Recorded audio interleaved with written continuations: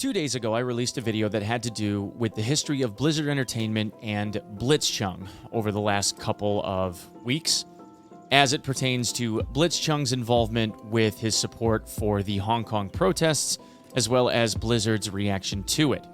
If you guys would like to check out that video prior to watching this one, it harkens back to that. I will put a link in the description, so please feel free to go back and check that out prior to watching this one.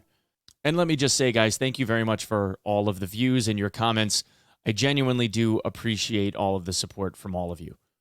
Just as a quick recap, the Hearthstone player Blitzchung spoke out in support of the Hong Kong protests, and Blizzard responded by banning him from the ability to play Hearthstone for a year as a professional, as well as rescinding all of his prize money. Now, in the wake of Blizzard's actions, there have been a considerable number of counter actions, if you will, taken by various personalities. From YouTube to the larger news media, gamers, casters, and professional gamers alike, it seems to be rather universal that the majority of the player base does not like the reaction that Blizzard made, with countless players going so far as to not only cancel pre-orders for games that they had made and discontinuing their subscriptions to games like World of Warcraft, but also going so far as to completely delete their Battle.net accounts.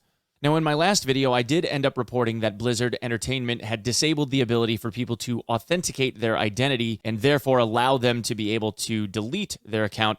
But apparently, these servers ended up just overloaded because of the sheer number of people attempting to do just that, and now, I guess, it's back up. So continue deleting to your heart's content. Apparently, in the last few days, this has given Blizzard enough time to think about what they've done and finally react accordingly, and I guess in their mind, they're now reacting in some form of appropriate manner. But first, a statement from Blizzard's president and CEO, J. Allen Brack. Hello, Blizzard community. I wanted to take a few minutes to talk to all of you about the Hearthstone Grandmasters tournament this past weekend. On Monday, we made the decision to take action against a player named Blitzchung and two shoutcasters after the player shared his views on what's happening in Hong Kong on our official broadcast channel. At Blizzard, our vision is to bring the world together through epic entertainment, and we have core values that apply here. Think globally, lead responsibly, and importantly, every voice matters. Encouraging everybody to share their point of view. The actions that we took over the weekend are causing people to question if we are still committed to these values. We absolutely are, and I will explain. Every voice matters, and we strongly encourage everyone in our community to share their viewpoints in the many places available to express themselves. However, the official broadcast needs to be about the tournament and to be a place where we all are welcome. In support of that, we want to keep the official channels focused on the game. Part of thinking globally, leading responsibly, and every voice matters is recognizing that we have players and fans in almost every country in the world. Our goal is to help players connect in areas of commonality, like their passion for our games, and create a sense of shared community. The specific views expressed by Blitzchung were not a factor in the decision we made.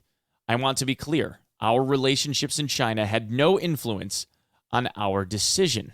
Now, I just want to take a quick moment to address that. What about Pride Day? Going to highlight throughout the broadcast all of the great Pride Day watch parties going on around the league. And we want to start here with a big shout out for the London gamers who are watching their team at Server Loading Bar in Shepherd's Bush in Jolly London. Thanks for watching, guys. Be proud of your Spitfire squad and happy Pride Day.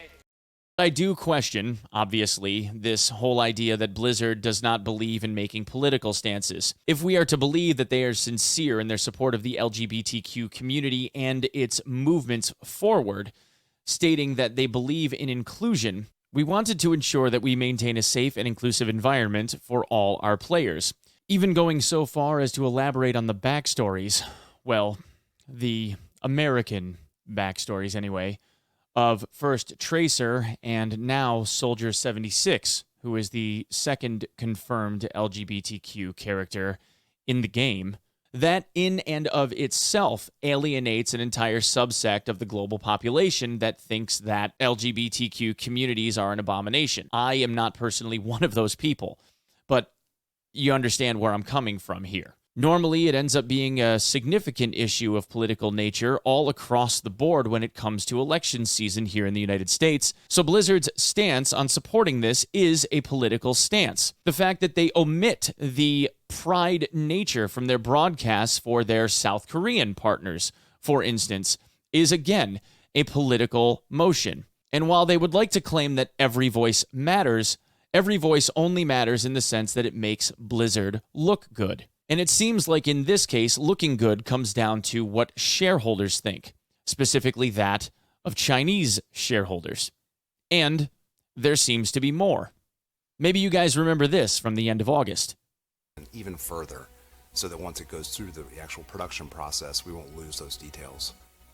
Mei has a lot of poofy clothing, so you have to really sculpt those forms to really fit together to make it look. Now, for those of you that don't know, that was a rather heavily produced video short by the Blizzard development team showcasing a sculpture that they were making depicting Mei, something that you could pre-purchase from the Blizzard store. Well, until today. This is what the store page used to look like in regard to the Overwatch Mei statue's pre-release, allowing you to pre-order it, add it to your cart, and purchase it at your leisure. Now, when you go to the store and search for anything related to Overwatch and Mei, these are the only items that appear. And if that wasn't enough, they've even gone so far as to censor certain names generated that relate anything having to do with Free Hong Kong. If you would like your account name or player name to have anything related to or regarding that of the Free HK movement, Blizzard has now censored it and said that the battle tags in question are now in violation of their naming guidelines. So I decided to test this theory out a little bit myself. Creating a new account and going in, you have the option of creating a battle tag.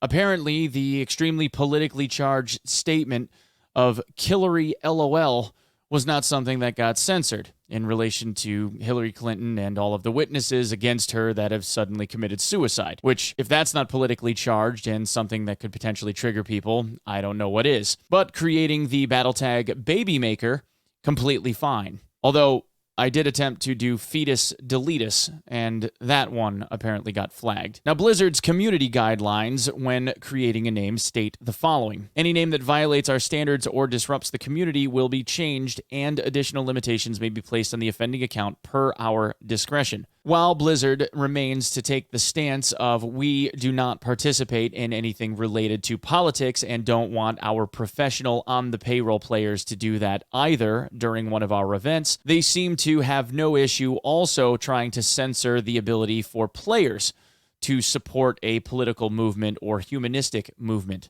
But if you want to name yourself a play on words that has to do with political scandal, potentially, that's totally fine. While Blizzard would like to maintain the position that they are not political in nature, I find it interesting that regarding this, they have been exactly the opposite of that statement. We have these rules to keep the focus on the game and on the tournament to the benefit of a global audience, and that was the only consideration in the actions we took. If this had been the opposing viewpoint delivered in the same divisive and deliberate way, we would have felt and acted the same. In the tournament itself, Blitzchung played fair. We now believe he should receive his prizing. But playing fair also includes appropriate pre- and post-match conduct. When we think about the suspension, 6 months for Blitzchung is more appropriate. He then goes on to say that the casters that also were fired are now suspended for 6 months because they were supposed to have been able to take control of the situation and redirect away from that of the interview. Now, all of this comes in the wake of Blitzchung's movement and whether or not esports and esports developing companies will allow their players to make any political statements. I'm glad that they decided to give him back money that he had already earned. He didn't make the mistake until after the money was quote-unquote won. In this case, I feel as though it's kind of a double-edged sword. If you allow players to make whatever politically related statements or politically charged statements that they so choose, how long is it before a professional edgelord player decides that they're going to show up with swastika armbands, saying that it's merely just a political statement and they're being relieved of their freedoms bestowed upon them by the company? On the other hand, there are social issues that I feel like overwhelmingly people should be on the right side of the fence regarding. Things like wanting an extradition bill that could possibly prosecute and persecute people unfairly and unjustly, making them get shipped off to the Chinese mainland to stand trial if they're accused of thought crimes, is probably something that we can all agree on would be pretty bad. Blizzard's stance on that of the Pride movement is something that I personally also believe in. However, Blizzard's statement that they do not want to get involved in that of politics does not ring true. They'll go so far as to include specific items that are not purchasable but handed out for free, like the armbands back in 2018. And it seems that not only other players and casters agreed with this, but also Blizzard employees. A couple of days ago, about a dozen or so, Blizzard employees decided that they were going to walk out of the Blizzard offices in protest of what they had done with and about Blitzchung. The action Blizzard took against the player was pretty appalling, but not surprising, a longtime Blizzard employee told the Daily Beast. Blizzard makes a lot of money in China, but now the company is in this awkward position where we can't abide by our values. With another one stating, "I'm disappointed. We want people all over the world to play our games, but no action like this can be made with political neutrality." Now, if you remember in my last video, I had reported that the company Tencent, a Chinese-based company that is the largest publisher of video games and related media in the world, has a 5% share of ownership over that of Blizzard. Two other companies that I made mention of, both Riot Games, the creators of League of Legends, and Epic Games, the creator of Fortnite, are either, in the case of League of Legends, wholly owned by Tencent, or in the case of Epic Games, 40% owned by Tencent. Both of them, in the wake of this, ended up having a response statement that they made in the last 24 hours. John Needham, the global head of League of Legends esports, stated the following: "As a general rule, we want to keep our broadcasts focused on the game, the sport, and the players. We serve fans from many different countries and cultures, and we believe this opportunity comes with a responsibility to keep the personal views on sensitive issues, political, religious, or otherwise, separate." So in this case, essentially what they're saying is we do not get involved in politics, and neither do any of our in-house, completely owned professional league players. Again, Riot Games owns the rights and the ability to allow or disallow any team playing League of Legends to be professional and part of their professional league. However, on the contrary, Epic Games, even though they are 40% owned by that of Tencent, and their CEO, Tim Sweeney, responded with the following: "Epic supports the rights of Fortnite players and creators to speak about politics and human rights.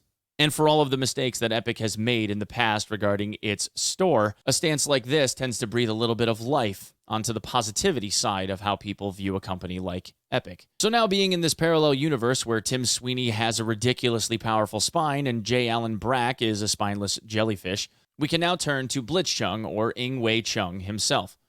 And in a twit-longer statement, he replied to Blizzard's now stance with the following: "They mentioned that I played fair in the tournament and they believe I should receive my prizing. This is the part I really appreciate. To be honest, I think 6 months is still quite a lot to me, but I'm also being told that I can continue to compete in the Hearthstone Pro Circuit, which means the Grandmaster tournament. I appreciate them for this decision because Grandmaster is currently the highest level tournament in competitive Hearthstone. Ultimately, this comes down to the age-old credo of forum posters. Read, or in this case, listen or watch, comprehend, then post. In Blizzard's case, they didn't necessarily have a full scope in the comprehension needed in order to make an appropriate response, and then reacted with a seemingly knee-jerk reaction after 3 short days. If it's going to take a company like this a year to ban players for cheating, they should be able to take a little bit more consideration than that of just 72 hours. Hopefully they end up learning from this mistake and move forward, but right now it doesn't seem like they're really learning from much of anything. But anyway, guys, thank you very much for the time, and I will see you with the next one. Thanks.